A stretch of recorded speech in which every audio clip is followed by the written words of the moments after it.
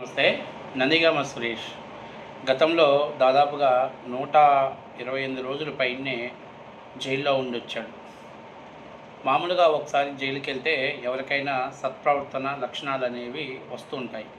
కానీ మనోడికి అవి అసలు మర్చిపోయాడు. తాజాగా తెలుగుదేశం పార్టీకి సంబంధించినటువంటి సానుభూతిపరుడి మీద విచక్షణారహితంగా దాడి చేసి అతన్ని గాయపరచడం జరిగింది. అయితే ఆల్రెడీ కండిషన్ బెయిల్ మీద ఉన్నటువంటి వ్యక్తి అక్కడ కండిషన్స్ బెయిల్ మీద ఉన్నటువంటి వ్యక్తికి క్లియర్గా చెప్తారు వాళ్ళు. ఏమని చెప్తారంటే, మీరు పలానా రూల్స్ని మీరు తూచా తప్పకుండా పాటించాలి, ఆ రూల్స్ అనుగుణంగానే మీరు ఉండాలని చెప్తారు. కానీ మనోడ రూల్స్ను కూడా అతిక్రమించి ఈరోజు ఉద్దాండరాయపాలెం సమీపంలో ఏదో సాయంత్రం టైంలో అతను ఎక్కడో మద్యం సేవించి బైక్ ఆపుకొని అక్కడ ఉంటే ఈ సురేష్ వెహికల్ హుటాహుటిన వెళ్ళిపోయి అతనికి గుద్దడం జరిగింది. సో ఎందుకన్నా అంత స్పీడ్గా వెళ్ళి తగిలారు అని అడిగినందుకు సురేష్ వాళ్ళ అన్న ఇద్దరు కారులోంచి దిగి అతని మీద విచక్షణారహితంగా పిడిగుద్దులు గుద్దుతున్నారు. అంతేకాకుండా ఈ సమయంలో అటుగా అంటే ఆయన కారు వెంబడిస్తున్నటువంటి ఇంకొక 5గురు బైక్ మీద వస్తున్నటువంటి వాళ్ళు కూడా దిగి అతని మీద దాడి చేయడంతో పాటు అతన్ని బంధించి ఇంటికి తీసుకెళ్ళారు. అంటే నేను అడుగుతుంది ఏంటంటే, ఇది కేవలం అక్కడ జరిగినటువంటి ఘర్షణ కాదు. అతని మీద ఎప్పటి నుంచో వాళ్ళకి వ్యక్తిగతంగా ఏదో ఇబ్బంది ఉంది. దాన్ని రివెంజ్ తీర్చుకోవాలనే ఉద్దేశంతో వాళ్ళు కావాలని ఉద్దేశపూర్వకంగానే అతని మీద దాడి చేశారు అనేది ఇక్కడ స్పష్టంగా కనిపిస్తుంది. ఎందుకంటే ఒకవేళ ప్రశ్నించాడు అంటే, ఎందుకన్నా కారు అంత స్పీడ్గా పోయిందని ప్రశ్నించినందుకు దాడి చేశాడంటే అది అప్పటితో అయిపోవాలి. కానీ అతన్ని కొట్టడంతో పాటు అతని ఇంటికి తీసుకెళ్లారంటే ఖచ్చితంగా ఇది వాళ్ళు ప్రిపేర్డ్ ప్లాన్గానే అతని మీద అటాక్ చేయడం జరిగింది. సరే, ఇంటికి తీసుకెళ్ళి కట్టేసి అతని మీద ఆమె భార్య అంటే సురేష్ భార్య కూడా చెప్పుతోటి దాడి చేసిందంట. మరి అంటే ఎందుకు దాడి చేశారు అంటే ఖచ్చితంగా ఇది వ్యక్తిగతంగా గతంలో ఏవో కక్షలు ఉంటాయి, ఆ కక్షల పూర్వితంగానే అతని మీద దాడి చేయటం జరిగింది.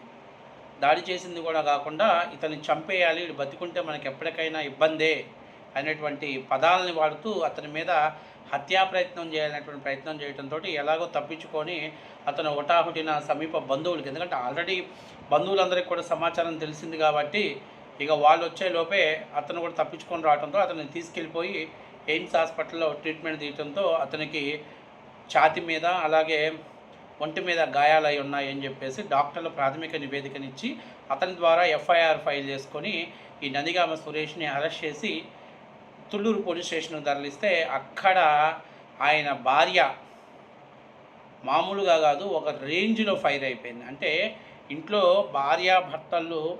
భర్త తప్పు చేస్తే అది తప్పండి అని చెప్పాల్సినటువంటి భార్య కూడా అతనికి సహకరించింది అని అనేదానికి ఇది నిదర్శనం. సో ఆమె అక్కడికి వచ్చి, నేను ఇంతకుముందు నెల రోజుల కిందట కంప్లైంట్ ఇస్తే దాని మీద మీరు పీకింది ఏం లేదు, ఇప్పుడు మాత్రం మీరు హుటాహుటిన నా భర్త మీద చర్యలు తీసుకుంటారా, నా భర్తని అప్పుడే అరెస్ట్ చేయాల్సిన అవసరం ఏమొచ్చింది మీకు, అంతేకాకుండా నా భర్తని నాకు చూపించాలి, అసలు పోలీసులు మీరేంటి పీకేది అది ఇది అని చెప్పేసి అంటే దుర్భాషలాడుతూ పోలీసుల మీద కూడా ఆమె ఒక అహంకారమైనటువంటి ధ్వనిని ప్రదర్శించడం జరిగింది. అంటే నాకు అర్థం కావట్లా, ఇలా అధికారం లేదు, ప్రభుత్వం లేదు, అయినప్పటికీ కూడా వీళ్ళకి ఇంకా ఈ రకమైనటువంటి ధోరణి, అంటే ఒక నియంత పోకడ ఇంకా పోలేదు అంటే మరి గతంలో వీళ్ళు అధికారాన్ని అడ్డం పెట్టుకొని ఏ స్థాయిలో ఎంత విచ్చలవిడిగా వీళ్ళు చెలరేగిపోయి ఉంటారో మనం అర్థం చేసుకోవాలి. సరే, భర్త మగాడనేవాడు గతంలో 2019కి ముందు అరటి తోటలు తగలబెట్టిన కేసులో వాళ్ళ ఆయన్ని అరెస్ట్ చేశారు. అప్పటికైనా సిగ్గు తెచ్చుకోవాలి కదా. సరే, దాని పుణ్యమా అంటూ ఎంపీని చేశాడు జగన్మోహన్ రెడ్డి గారు. అందుకని ఇప్పుడు సురేష్ ఏమనుకుంటున్నాడంటే, ఇప్పుడు పోరాడి జైలుకి వెళ్ళి అరెస్ట్ కేసులు పెడితే నెక్స్ట్ ఏదైనా ప్రభుత్వం ఏర్పడి దాంట్లో కేంద్ర మంత్రిని చేస్తాడేమో అని కళ్ళగంటున్నాడు. అడుగుంది మనోడు. గత 5 ఏళ్ళు పరిపాలన ఇచ్చినందుకే రాష్ట్ర ప్రజలు నెత్తి నోరు కొట్టుకుంటున్నారు. ఇంకా మళ్ళీ మీకు అవకాశం ఇచ్చే ఛాన్స్ లేదు. ఇంకొక విషయం గుర్తుపెట్టుకోవాలి, ఆయన సతీమణి గారు, అమ్మా మగాడు బయట 100 తప్పులు చేసి ఆడదానికి తెలిసినప్పుడు సరిదిద్దాల్సిన బాధ్యత నీ చేతిలో ఉంది. దాన్ని కూడా పక్కన పెట్టి మీ ఆయనకి ఏదో రాయలసీమలో పౌరుషాలు పంచుకున్నట్టు లేకపోతే కొట్లాట్లు పంచుకున్నట్టు మీ ఆయన రాజధాని ప్రాంతంలో ఒక రౌడీజాన్ని క్రియేట్ చేస్తుంటే దాన్ని మీరు ప్రోత్సహించడం అనేది కరెక్ట్ అయిన పద్ధతి కాదు. దానికి ఫలితమే ఈరోజు మీ ఆయన మళ్ళీ అంటే కండిషన్ బెయిల్ కూడా రద్దు అయ్యేటువంటి అవకాశం ఎక్కువగా ఉంటుంది. ఎందుకంటే కండిషన్ బెయిల్స్లో క్లియర్గా షరతులు మెన్షన్ చేస్తారు. ఎటువంటి గొడవలకు పోవటం కానీ, ఎటువంటి సమాజానికి ఇబ్బందికరమైన పరిస్థితులు ఏర్పాటు చేయకుండా ఉండాలి, అంటే సత్ప్రవర్తనతోటి బతకాలి అని చెప్పేసి కండిషన్స్ బెయిల్స్లో పొందుపరుస్తారు. సో ఇప్పుడు ఆయన దాన్ని ఉల్లంఘించాడు కాబట్టి ప్రస్తుతానికి నాకు తెలిసి ఆయన కండిషన్ బెయిల్ కూడా పూర్తిగా రద్దు అయిపోతుంది. సో రద్దు అయిపోయిందంటే ఇక మళ్ళీ ఆయన శ్రీకృష్ణ జన్మస్థానానికి వెళ్ళటానికి సంసిద్ధమై ఉండాలి. సో తాజాగా ఇప్పటికే మరియమ్మ కేసులో హత్య కేసును ప్రోత్సహించడంతో పాటు తెర వెనకాలను నడిపించడంలో కీలక పాత్ర పోషించిన నందిగామ సురేష్కి కొంత ఊరట లభించింది. కానీ దాన్ని వాడు చేజేతులారా కాజేసుకోవడంతో పాటు ఆయన జైలుకి వెళ్ళడంతో పాటు తన అన్నను కూడా జైలుకి తీసుకెళ్లే పరిస్థితి వచ్చింది. అంతేకాకుండా ముఖ్యంగా రేపు బయటకు వచ్చి మాట్లాడతాడు.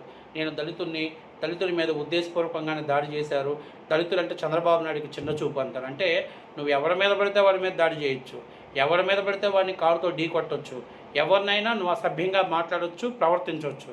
కానీ ఏదైనా ఇది తప్పు అని చెప్పి నీ మీద అరెస్ట్ చేస్తే అప్పుడు నీకు దళితుల హక్కులు, దళితుల యొక్క ఆత్మగౌరవం గురించి మాట్లాడతావు. మరి ఈరోజు నువ్వు దాడి చేసినటువంటి రాజు అనేటువంటి వ్యక్తి కూడా ఒక దళితుడే కదా. మరి ఆ దళితుడి మీద అంత విచక్షణారహితంగా దాడి చేయాల్సినటువంటి అవసరం ఏమొచ్చింది? ఆల్రెడీ అతన్ని చంపాలనేటువంటి ప్రయత్నం చేయాల్సిన అవసరం ఏమొచ్చిందనేది మీరు ఎవరైనా ఇస్తే బాగుంటుంది. గత 5 ఏళ్ళు అధికారాన్ని అడ్డం పెట్టుకొని ఈ నందిగామ సురేష్ ముఖ్యంగా రాజధాని ప్రాంతంలో అరాచకాలకు కేర్ ఆఫ్ అడ్రస్గా మార్చాడు. అమరావతి రైతుల ఉద్యమాన్ని అనుసరించడంలో కానీ, ఆ మహిళల మీద దాడి చేయించడంలో కానీ, లేకపోతే తనకు నచ్చని వ్యక్తుల్ని లేకపోతే ఇతర పార్టీలకు సంబంధించినటువంటి వ్యక్తుల్ని టార్గెట్ చేసి విచక్షణారహితం దాడి చేయడంలో కీలక పాత్ర పోషించాడు. సో ఇప్పుడు ప్రజల్లో ఈరోజు నందిగామ సురేష్ కానీ ఇంకొకరు కానీ తెలుసుకోవాల్సింది ఏంటంటే, ఇలాంటి వాళ్ళని మీరు పెంచి పోషిస్తారా? ఇప్పటిదాకా రాజధాని ప్రాంతాల్లో కానీ గుంటూరు కృష్ణాలో ఇటువంటి రాజకీయాలు ఎవరు చేయలే. కాబట్టి హత్యా రాజకీయాలని పెంచి పోషించే విధంగా అరాచక శక్తులకు మీరు అవకాశం కల్పిస్తారా ఆలోచన చేసుకోవాలి. ఇక నందిగామ సురేష్ ఇక అమ్మాయిలు ట్రాప్ చేయడంలో దాన్ని ఆయన మించిన తిట్టలేరు. అదే స్పెషల్ ఎపిసోడ్ ఇక ఆయన, ఎందుకంటే జిల్లాకు ఒక ఖాతా ఓపెన్ చేశాడు. సరే అది ఆయన వ్యక్తిగత విషయం. ఎందుకంటే వైసీపీ పార్టీలోనే వైకామా అంటేనే కామాంధులకు కేర్ ఆఫ్ అడ్రస్గా మార్చేస్తున్నారు కాబట్టి దాని గురించి నేను మాట్లాడదలుచుకోవాలి. ఎందుకంటే అది ఆ పార్టీ యొక్క వ్యక్తిగత విషయం, దాని గురించి మనం మాట్లాడదలుచుకోవాలి. ఇక తర్వాత పోతే ఆయన సతీమణి గారి గురించి మాట్లాడాలి. ఆమె అంటుంది, నేను 3 నెలల కిందట కేసు కంప్లైంట్ ఇచ్చాను, సీసీ ఫుటేజ్లు ఇచ్చాను, ఏం పీకారు మీరు? పిచ్చిగా ఉందా? మా ఆయన్ని 24 గంటలు అరెస్ట్ చేస్తారా? అంటే మీ ఆయన్ని అరెస్ట్ చేయడానికి ఒక 3 నెలలు 4 నెలలు తీసుకుంటారా? లేకపోతే ఒక 3 సంవత్సరాలు కోర్టు దగ్గరికి వెళ్ళి పర్మిషన్ తీసుకొని వస్తారా? అసలు మీ ఆయన ఎంపీ ఎట్లా అయ్యాడో తెలుసా? అరటి తోటలు తగలబెడితే రాజధాని ప్రాంతంలో అల్లకొల్లాలు సృష్టించినందుకు జగన్మోహన్ రెడ్డి బ్లాక్మెయిల్ చేసి ఎంపీ టికెట్ తెచ్చుకున్నాడు. ఎందుకంటే నేను లొంగిపోతాను, జైలుకి వెళ్ళానంటే ఆ అరటి తోటలు తగాదా ఎవరు చేశారు, ఎవరు నడిపించారు స్టోరీ నేను చెప్తానని భయపడితే చేశాడు. అదే భయపెట్టాలని చూస్తే పద్దాకలు భయపడే వాళ్ళు ఎవరు లేరు. ఇంకో విషయం ఏంటంటే, నాకు తెలిసినంతవరకు ఈ నందిగామ సురేష్ రాజకీయ జీవితం నాశనం అవడంలో కీలక పాత్ర ఆయన సతీమణిది. ఆ మాట్లాడుతుంది, గేట్లేసి మాట్లాడుతున్నారు, పిచ్చిగా ఉంది. లేదు, మీ ఆయనకి నీకు పెద్ద గజమాలలు వేసి సన్మాన సత్కారాలు చేస్తారమ్మా. ఎందుకంటే మీ అంత పోటుగాలు లేరు కదా. తెల్లారితే ఎవరో ఒకరి మీద దాడులు చేయటం, రాజధాని ప్రాంతంలో అల్లర్లు సృష్టించడం ఇదే లక్ష్యంగా ఉంది. కాబట్టి ఇప్పుడు ఈయన అంటాడు, రేపు పొద్దున్నే మీడియా ముందుకు వచ్చి దళితుల మీద దాడి చేస్తారంటాడు చంద్రబాబు నాయుడు దళితులు అంటే ప్రేమ లేదు, అందుకే నందిగామ సురేష్ కూడా గ్లామరస్ పోయి ఆయన చూస్తే చంద్రబాబుకు ఉండదు, అందుకని అరెస్ట్ చేశాడని అంటాడేమో రేపు జగన్మోహన్ రెడ్డి. కానీ జగన్మోహన్ రెడ్డి తెలుసుకోవాల్సిందంటే, నందిగామ సురేష్ దాడి చేసిన వ్యక్తి కూడా దళితుడే. మరి ఆ ఆయన దళితుడు కాదా? అంటే కేవలం ఈ వైసీపీ పార్టీలో ఉన్న వాళ్ళే దళితులు, వాళ్ళకు మాత్రమే దళిత కార్డు ఉపయోగిస్తావా?